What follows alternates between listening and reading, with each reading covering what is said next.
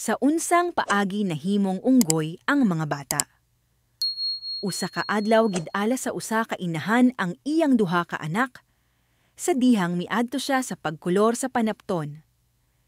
Dili layo sa iyang balay ang usa ka buho nga lapok diin, ganahan ang kalabaw nga maglubog, ug niini nga lungag iyang gidala ang iyang panapton, pipila ka mga kolon nga tina, ug duha ka kutsara nga kabhang. Human niya mabutang ang panapton ngadto sa lapok aron.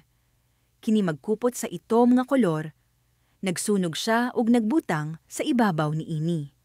Ug usa ka kolon nga adunay tubig ug mga dahon nga gigamit sa pagtina. Unya milingkod siya aron maghulat nga mubukal ang tubig, samtang ang mga bata nagdula sa duol. Sa diha nga siya miadto sa paggutaw sa mga dahon, gamit ang usa ka kabhang nga kutsara ang pipila ka tubig.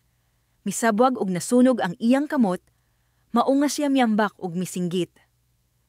Kini nakalingaw sa mga bata ug ang ilang kataw-anan nahimong mga unggoy ug ang mga kutsara nahimong ilang mga ikog.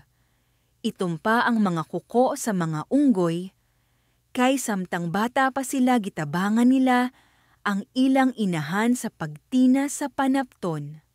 Sa unsang paagi nahimong unggoy ang mga bata?